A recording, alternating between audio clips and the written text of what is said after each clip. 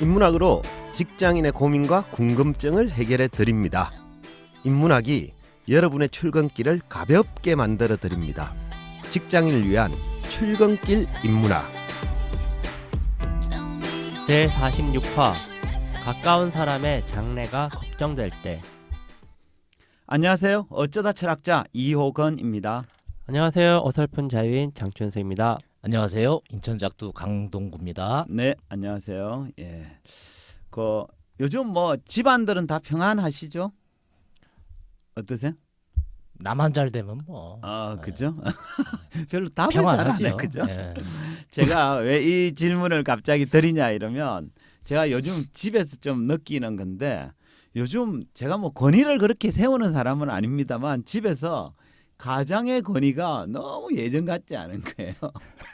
뭐 우리 와이프는 말할 것도 없고 애들도 아빠 말이면 말빨이 안 먹혀. 귓등으로도 안 듣는 경우에. 두 분은 어떠세요? 나만 그런가? 왜 그렇게 살아요? 그러니까 그죠?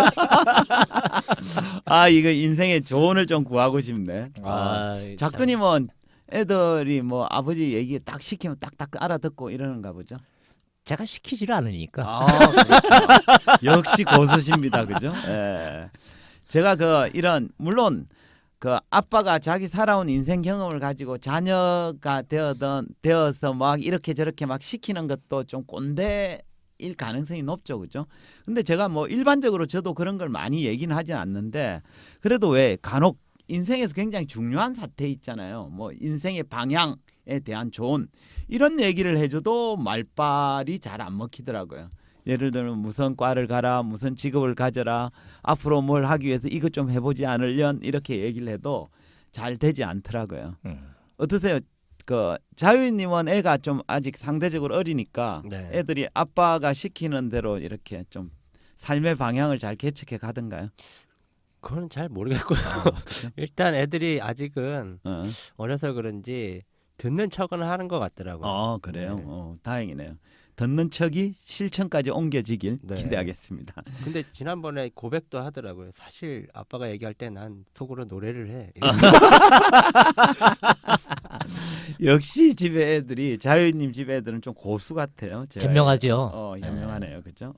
어쨌든 제가 이런 이제 아버지가 자녀한테 이렇게 인생에 대한 조언을 딱 할 때 그 말을 잘 안 들으면 이게 이제 뭐 기분이 나쁜 걸 떠나서 일단 저렇게 해서 어떡할까 뭐 이런 걱정이 되기도 하는 거죠, 그죠? 그래서 오늘 주제를 이런 주제로 잡아봤습니다. 가까운 사람의 장래가 걱정될 때.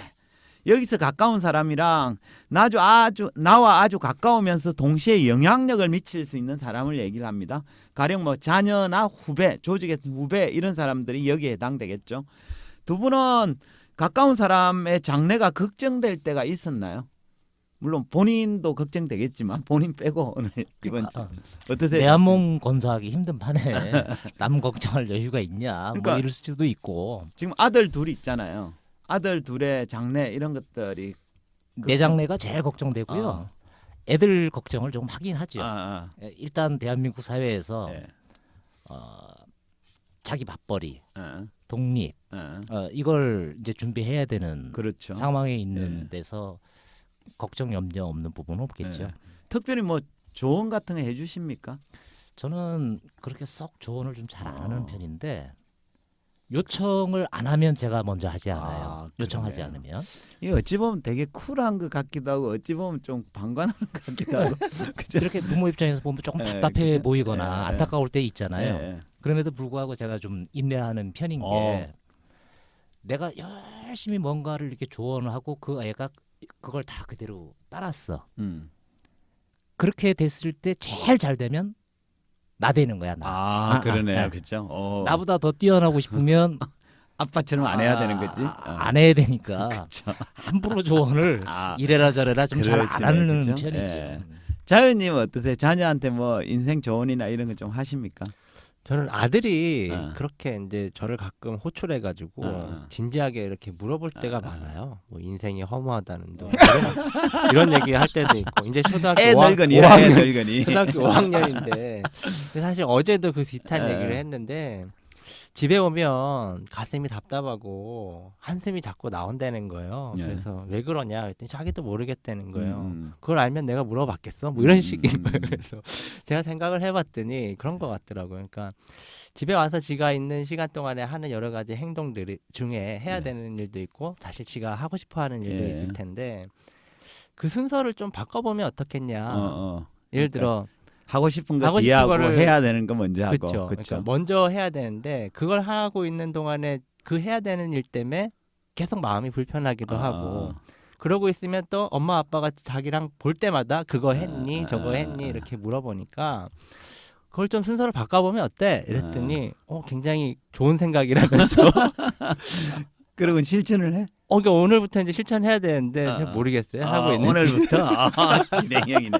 어제 그죠? 얘기한 거라. 근데 네. 그 아이의 그 고민이 평생 살면서 비슷한 고민일 그렇죠. 것 그럴 같은데 것 같아요. 하고 싶은 일과 해야만 하는 일 속에서의 딜레마, 갈등 이게 네. 뭐 계속 있지 않아요? 맞습니다.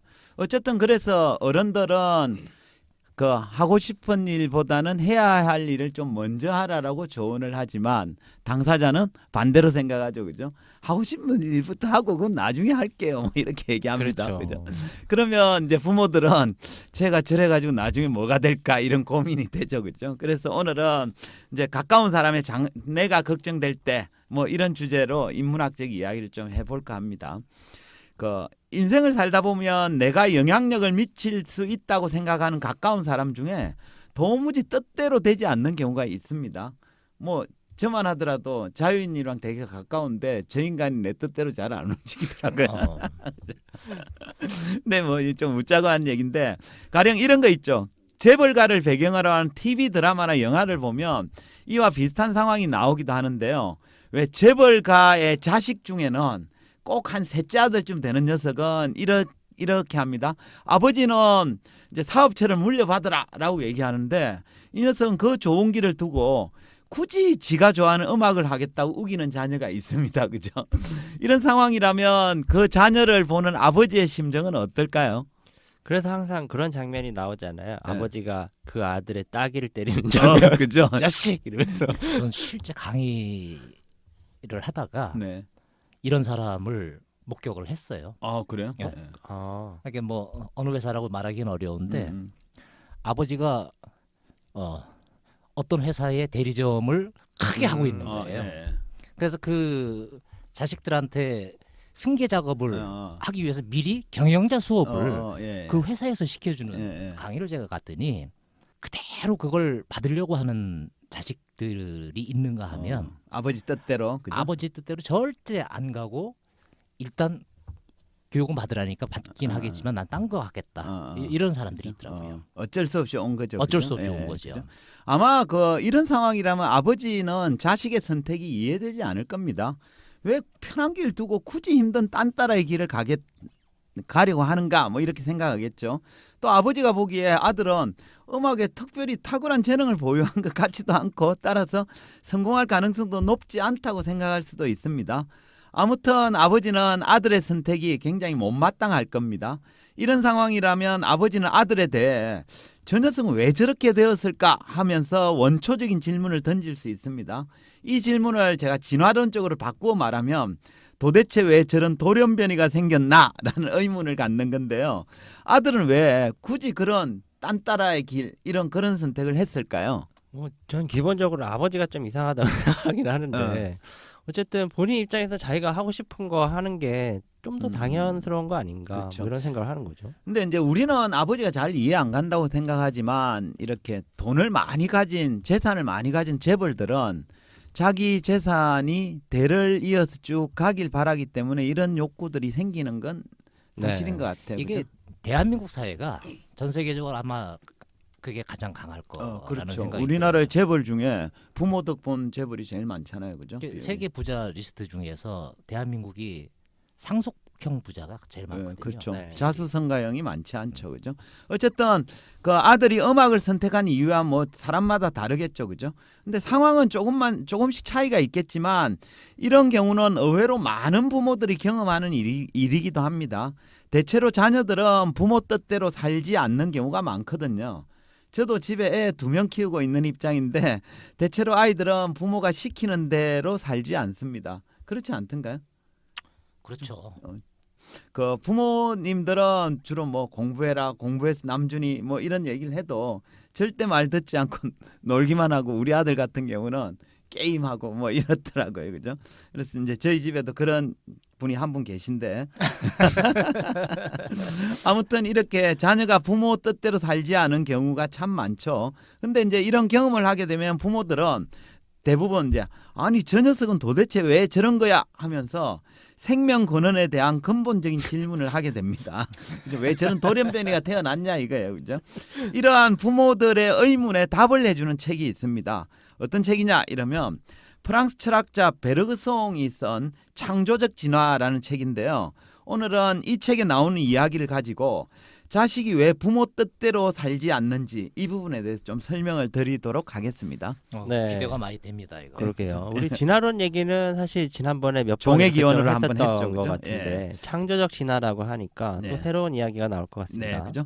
생명 진화에 관한 최초의 책은 말씀하신 대로 찰스 다윈이 1859년에 발간한 종의 기원이란 책입니다. 그 전까지 사람들은 각각의 생명체는 신이 창조한 결과라고 믿었습니다. 이걸 창조론이라고 얘기하는데요. 하지만 다윈은 처음으로 생명체가 창조된 게 아니라 공동조상에서 출발해서 각각 서로 다르게 진화해온 결과다라고 주장합니다. 당시로서는 굉장히 혁명적인 주장이었는데요. 그 이후로 이제 다윈의 주장에 동조하는 사람이 많아졌습니다. 그 결과 이제 다윈을 이어받은 신다윈주의자라는 사람들이 여러 연구 결과를 바탕으로 다윈 이론을 더욱 발전시켜 나갔죠. 결국 그 신다윈주의자들은 이렇게 주장해요. 현재 생명체가 공동조상에서 시작하여 여러 갈래로 뻗어져 나왔으며 변이와 자연 선택의 과정을 통해서 조금씩 점진적으로 진화해 왔다라고 주장합니다.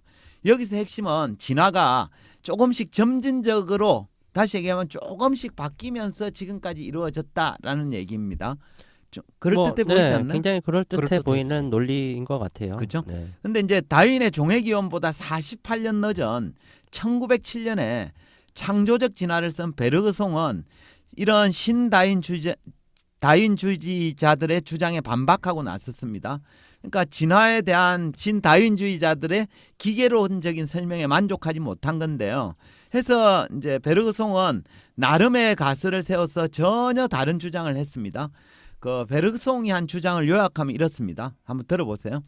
공동조상에서 시작해서 지금처럼 무수히 많은 가지로 뻗어 나온 것은 폭발이라고 밖에 주장할 수 없다. 물질과 달리 생명 안에 내재하는 폭발적인 힘이 있었기에 지금과 같은 진화가 가능했다. 이렇게 주장합니다. 여기서 잠깐 베르그송이 누구인지 잠깐 살펴보고 가겠습니다. 본명 앙리 베르그송. 1859년 파리에서 태어나 1941년에 사망한 그는 어려서부터 모든 과목에 뛰어난 성적을 보이며 각종 상을 휩쓸다시피 했고 특히 고교 수학 경시대회에서 1등을 한 그의 문제풀이는 이듬해 수학 잡지에 실리기도 했습니다. 프랑스 엘리트들의 집합소인 파리 고등 사범학교 출신으로 1900년에는 콜레주 드 프랑스 교수가 된 프랑스의 대표 철학자입니다. 생철학을 기반으로 한 그는 모든 사물의 근원으로서 순수 지속을 주장하였으며 물질, 시간, 운동도 이 지속의 개념으로 설명함으로써 시간의 철학자라 불리기도 합니다.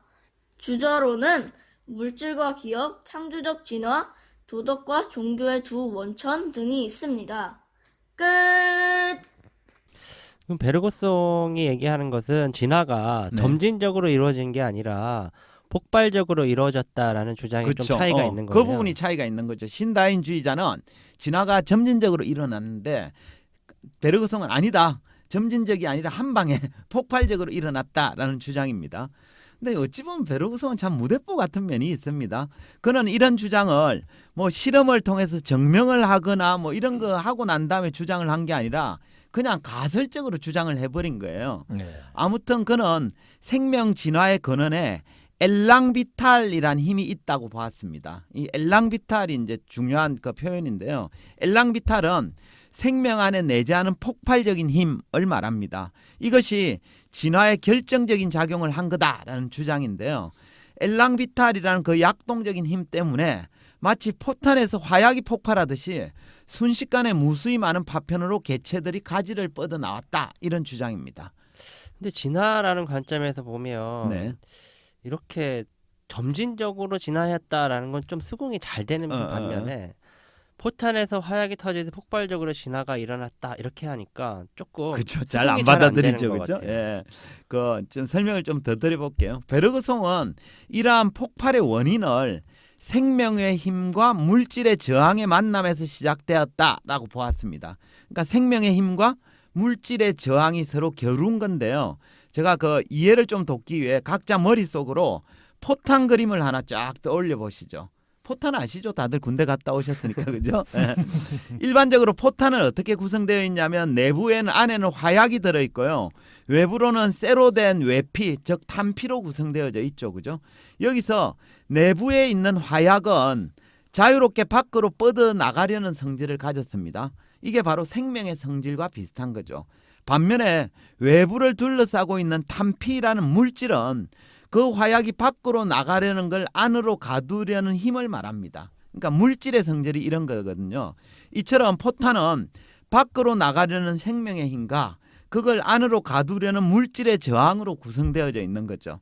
그러니까 생명은 밖으로 나가려는 자유를 상징하고 물질은 그 자유를 가두려는 저항을 상징합니다. 그럼 폭발은 언제 일어날까요? 일단 뭐 생명의 힘이 예. 그런 물질의 저항의 힘을 넘어서는 순간 그죠? 이제 팡 예. 터지지 않을까요? 포탄도 그렇죠. 안에 화약의 힘이 바깥을 감싸고 있는 그걸 힘을 저항을 넘어서야 터지는 거죠.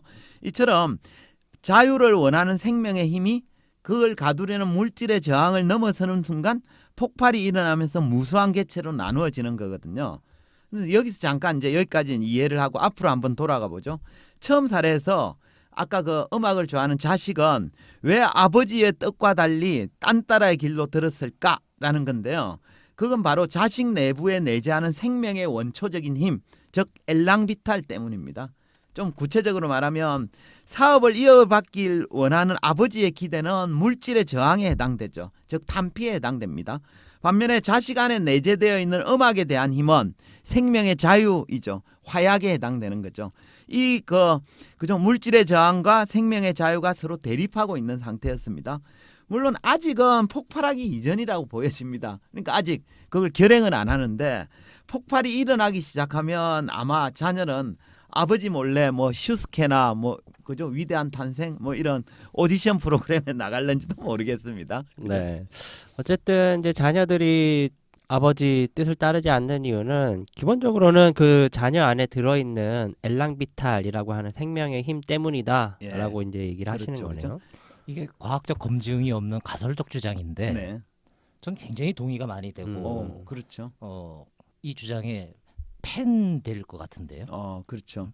사실 아인슈타인 상대성 이론 이런 것들도 실험하고 나서 한 게 아닙니다. 그건 그렇죠. 가설적으로 밝힌 거죠. 어쨌든 이 엘랑비탈이 좀 이해되셨으면 좋겠고요. 근데 여기서 우리가 더불어 알아야 될 점은 베르그송이 엘랑비탈을 통해 주장한 바가 그 뭐냐 하면 진화의 본질이 우연성이나 불확실성에 기초하고 있다는 점입니다. 이러한 관점은 그전에 신다윈주의자들이 서로 대립됐잖아요. 그죠? 신다윈주의자들이 진화의 본질을 어떠한 목적이나 필연성을 가지고 진화한다고 본 것과 다른 점입니다. 그러니까 베르그송은 생명의 진화 방향은 서로 정해져 있지 않다라고 본 거죠. 그러니까 앞서 말한 생명의 본성과 물질의 본성이라는 두 가지 경향들이 서로 갈등하고 대립하고 투쟁한 결과로 진화의 방향이 정해진다고 보는 거죠.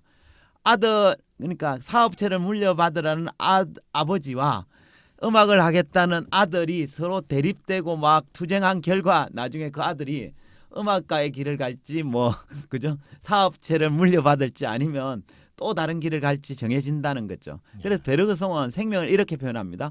생명은 자유다. 그죠? 야, 그 표현이 참 좋네요. 그죠? 예. 근데 이제 생명은 자유다라는 베르그송의 주장은 우리 작두님 얘기한 것처럼 되게 표현이 좋고 또 얼핏 듣기에는 매우 민주적이고 자유로워 보입니다만 사실 이런 주장은 부모 입장에서 보면 굉장히 난감한 측면이 있습니다. 왜냐 그러면 생명의 본성이 뭐 자유나 우연성이나 불확실성에 기인한다 이 말은 자식의 인생이 부모 뜻대로만 되지 않는다라는 말과 같은 얘기거든요. 그럴 수 있죠. 그죠? 예. 자녀는 왜 부모 뜻에 따르지 않고 자기 마음대로 성장하는 것일까? 그건 자녀가 바로 생명이기 때문입니다. 만일 자식이 물질이라면 부모 뜻대로 되기도 하겠죠. 그죠? 주변을 보면 자녀를 키울 때 부모의 뜻대로만 키우려는 집들이 간혹 있는데 이건 자녀의 생명성을 질식시키고 물질성을 극대화한 결과다 이렇게 해석할 수 있겠습니다. 한마디로 자녀를 생명이 아니라 물질처럼 다루고 있는 거죠. 예. 이 참 오늘 제가 동의가 참 많이 되는 게 네. 이게 좀 약간 새는 얘기인데 네. 제 큰애가 운동선수였잖아요. 태권도 했죠. 예, 예. 근데 얘 친구 중에 네. 초등학교 때부터 얘 이제 최고 동창 시절까지 너무 운동을 천부적으로 잘했어요. 예. 근데 얘가 운동하기를 싫어해. 음. 그래서 고등학교 때 가출을 해요. 예. 그럼 이제 시합 때문에 찾아와야 되잖아. 아, 예. 그러니까 막 전국을 돌아다니면서 예. 어떻게든 찾아와. 그래서 시합 한 2, 3일 남았어. 예. 다른 애들은 툭하고 해가지고 시합 출전해도 메달 못 따고 다 떨어지는데 얘는 붙잡혀 와가지고 이틀만 운동하면 상을 따. 금메달을 또 따. 야. 이랬던 거예요. 그렇죠. 그래서 한국 체대를 갔어요. 예. 훈련이 빡세고 힘드니까 음. 학교를 때려쳤어요. 어. 근데 조선대학교에서 얘 실력을 하니까 또 스카웃을 해갔어. 거기서 또 뛰쳐나왔어. 그리고 경희대 태권도 학과에서 예. 또 얘를 스쿼트했어. 실력은 좋은가 보네요, 진짜. 또 때려쳤어. 어. 그래서 지금 뭐 하냐? 뭐 합니까? 공장 다녀요. 그죠? 그죠. 그 제가 일요일 날 예. 그 아버님 만났는데 자식 참 정말 내 뜻대로 안 된다. 그죠? 이 예. 얘기를 그죠? 그게 생각나네요. 맞습니다. 부모가 자녀가 부모 뜻대로 잘 안 되죠, 그죠? 근데 그 친구는 대단한 친구고 생명성이 되게 강한 이렇게 거죠. 행복하게 살고 있을 것 같다라는 생각도 드는데요. 잘 살 건지는 모르겠지만 예. 자기 의지대로 사는 것에 네. 대한 자유함을 가지고 네. 있다는 거는 높이 인정해주고 싶다라는 생각이 들긴 아. 하는데 부모 입장에선 그쵸. 정말 속 신기한 터지는 일일 수 있을 거다 생각이 들어요. 방금 사례던 그 친구는 이제 베르송식으로 얘기하면 생명성이 강하죠, 그죠? 그래서 그렇죠. 물질의 저항을 거부하는 경향이 강한데 그렇다고 꼭 결과가 좋아진다라는 보장은 없습니다. 그러니까 불확실성하다는 건 잘 될 수도 있고 잘못될 수도 있는 것도 있는 거죠. 그러니까 부모의 말을 따르지 않는 게 생명의 본질인데 부모의 말을 따르지 않는 결과가 반드시 좋은 거냐 이렇게 장담하지는 못합니다. 어쨌든 자녀를 그러니까 자녀를 이제 자녀 뜻이 아니라 부모 뜻대로만 강조를 하면 자녀를 이제 살아있는 생명으로 대하는 게 아니라 죽어있는 물질처럼 대한다라고 보는 게 이제 베르그송의 관점인데요. 근데 이제 자녀가 부모 뜻대로 되지 않는다고 마냥 억울해할 필요는 없습니다. 그 우연성이나 불확실성 속에는 잠재성이 들어있다는 뜻이기도 한데요. 잠재성이라는 게 제가 제일 좋아하는 표현이에요. 앞으로 그죠? 뭐 어떻게 될 가능성이 있다라는 표현인데요. 부모 뜻대로 살지 않는다고 해서 꼭 나쁜 결과로 이어지는 것만은 아닙니다. 앞일 어찌 될지도 모르거든요. 그렇죠. 그러니까 아까 그 친구가 태권도의 길을 안 가고 그러니까 운동선수의 길을 안 가고 그냥 장사하고 있는데 그 장사로 대박 날 수도 있습니다. 아, 그렇습니다. 그 뭐 이런 경우 있잖아요. 뭐 음악 길로 들었었다가 뭐 양현석이나 싸이처럼 대박 날 수도 있잖아요. 그죠? 그렇습니다. 그 베르그송은 진화를 어떻게 표현했냐면 잠재성의 현실화라고 표현했습니다. 되게 멋있는 표현 아닙니까? 예. 그러니까 생명의 내재한 잠재성이 무수한 요소들과 상호 침투하면서 그전과는 전혀 다른 창조를 이루어낸다는 거죠. 그래서 그의 책 이름이 책 제목이 이렇습니다. 창조적 진화입니다. 그러니까 이제 무한한 잠재성을 가진 생명은 자유를 통해 새로움을 창조하고 그 과정에서 진화가 이루어진다라는 건데요. 그래서 베르그송은 이것을 두고 이렇게 표현합니다. 생명의 진화 앞에서 미래의 문은 크게 열려 있다. 그죠? 그러니까 미래는 어찌 될지 모른다라는 거죠. 오늘 제가 생명의 진화에 대해 살펴봤는데요. 베르그송에 따르면 생명의 진화 방향은 정해져 있지 않습니다. 그 물질의 저항과 생명의 자유가 서로 침투하면서 상호 침투하면서 창조적으로 진화한다라는 게 핵심 주장인데요. 혹시 자녀가 부모 뜻대로 되지 않더라도 너무 슬퍼하거나 노하시는 일이 없길 바라겠습니다. 그냥 우리 아이한테 우리 아이는 참 생명의 자유가 충만하구나 라고 생각하시면 더 좋지 않을까 싶습니다. 예. 동의가 됩니다. 예. 뭐 어차피 자식 이기는 부모가 없으니까 그렇죠. 예. 이 생명의 자유가 결국 승리하는 거 아닌가. 그렇죠. 어쨌든 네. 자기 인생을 자기 자유, 자기 주도하에 자기가 책임지면서 살아가게 만드는 것도 좋은 그 자녀 교육의 지침이나 방법이 아닐까 뭐 이런 생각도 드네요. 그렇죠? 예. 저도 오늘 좀 반성이 좀 많이 되는 그런 측면이 있는데 제가 아이들을 위한다고 생각하면서 어찌 보면 베르그송의 관점에서 보면 생명 그 자체로 보지 않고 물질처럼 이렇게 좀 대하고 있었던 건 아닌가 이런 생각도 좀 들기도 하고 네. 그런 시간이었던 것 같습니다. 그렇죠? 오늘도 좋은 말씀 감사드립니다. 어떤 사람이 그러죠. 제가 누군지는 정확히 기억이 안 나는데 사랑도 때로는 폭력이 될 수 있다고, 그죠? 부모가 그렇죠. 자녀를 위한다고 이렇게 뭔가를 이렇게 지침을 주는데 그것들이 자녀의 생명성을 질식시키면서 폭력을 가하는 행위가 될 수도 있다. 이런 말씀을 좀 더불어 드리도록 하겠습니다. 독립적 인격체로서 존중하지 않는 한 예. 예, 그런 그렇죠? 일들은 얼마든지 예, 많이 맞습니다. 벌어지죠. 예. 그럼 이제 마무리하죠. 한 줄 평 시작하겠습니다. 작두님부터. 저는 베르그송 주장에 완전히 반했는데요. 예. 생명의 자유, 뭐 표현도 참 좋고 그 가설적 주장이 마음속에 공감이 참 많이 됐는데 생명의 자유를 존중하는 직장인 버전을 제가 좀 생각해 보니까 예. 직장에서 상사 입장에 있는 사람이라면 네. 후배나 구성원한테 일을 맡기면 네. 콩나라 판나라 건건히 잔소리하지 말고 예. 좀 기다려라. 생명의 자유를 주라. 예, 그죠? 이걸 좀 얘기해 예. 주시네. 제가 잠시 말씀하시는 작두님 말씀하신 걸 잠시 보면서 베르그송에 대해 공감된다고 말씀하셨잖아요, 그죠? 근데 제가 지금 딱 보니까 베르그송 사진 한 번도 안 보셨죠? 사진 못 봤습니다. 나중에 네. 인터넷에 한번 찾아보십시오. 지금 베르그송 찾아봐야겠네. 사진이 네. 그죠? 외모가 작두님하고 되게 많이 닮았다 이런 느낌이 좀 듭니다. 그래요? 예, 그죠? 찾아보고 칭찬인지 뭔지 확인해야겠다. 아니, 칭찬입니다. 예. 그다음 자유인님. 네. 네, 저는 이렇게 하겠습니다. 우리 아이도 나만큼이나 자유인이 되고 싶다. 좋네요, 그죠? 자유인, 네, 그죠? 부자지간이네, 그죠? 네. 좋습니다. 오늘은 가까운 사람의 장래가 걱정될 때라는 주제로 이야기했습니다.